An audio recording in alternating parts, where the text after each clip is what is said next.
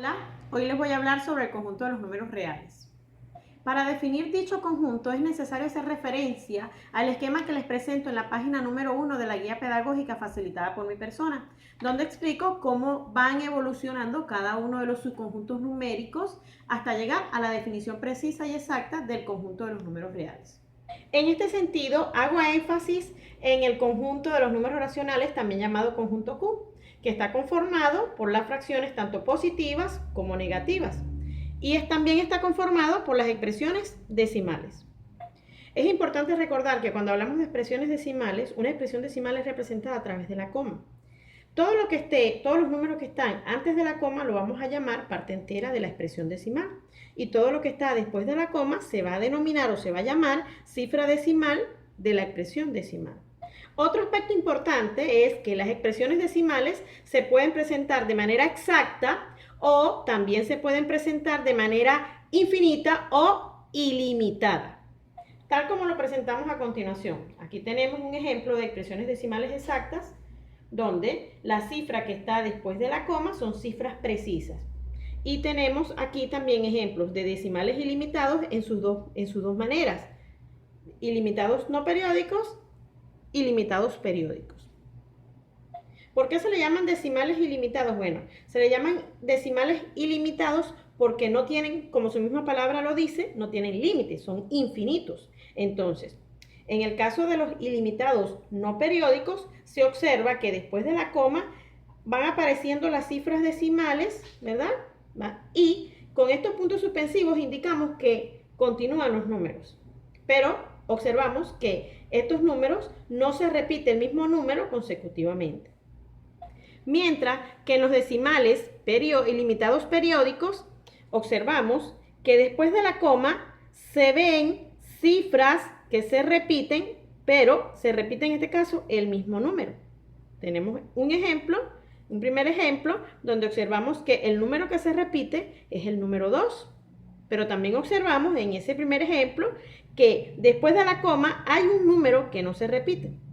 En ese sentido, podemos decir que este primer ejemplo es un decimal ilimitado periódico, pero como tiene un número antes del periodo, de la cifra que representa el periodo, se le dice que esta es una expresión decimal periódica que está conformado por un periodo y un anteperiodo. Y recibe el nombre de expresión periódica mixta. En este segundo ejemplo observamos que después de la coma, la cifra que se comporta como periodo es el número 52. Pero también observamos que antes de esa cifra periódica no existe otro número. En este caso, entonces estamos hablando de un decimal periódico puro. Dadas las características de estos decimales ilimitados, tanto no periódicos como periódicos, hace que el conjunto de los números racionales se vea en la necesidad de generar un nuevo conjunto. Es decir, que en este caso se genera un conjunto llamado conjunto de los números irracionales conformados exclusivamente por los decimales ilimitados que no sean periódicos. Por lo antes descrito, podemos decir entonces que el conjunto de los números reales se encuentra conformado por los decimales ilimitados no periódicos y los decimales ilimitados periódicos. Es decir, que la unión de estos dos tipos de decimales hace que surja el conjunto de los números reales. Ok.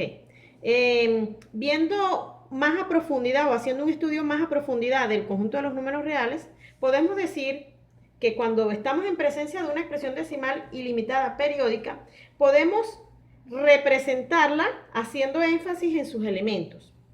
Por ejemplo, tenemos 0,2222. Podemos entonces identificar que el periodo de este primer ejemplo está conformado por el número 2.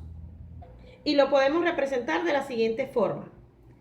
0,2 y vamos a indicar el periodo con un sombrerito sobre esa cifra periódica. Podemos observar aquí que se trata de una expresión periódica pura, ya que no tiene anteperiodo. Tenemos un segundo ejemplo donde podemos definir que el periodo de esta expresión lo conforma el número 24. Por tal razón, entonces, ella se representa como 0,24 periodo. También se trata en este ejemplo de una expresión decimal periódica pura. En este tercer ejemplo podemos observar entonces que la expresión es 0,7888, es decir, que el periodo es el número 8. Entonces la expresión queda representada de la siguiente manera: 0,78 indicando que la cifra periódica es el número 8. El hecho de que en esta cifra exista un anteperiodo, entonces hace que estemos en presencia de una expresión decimal periódica mixta.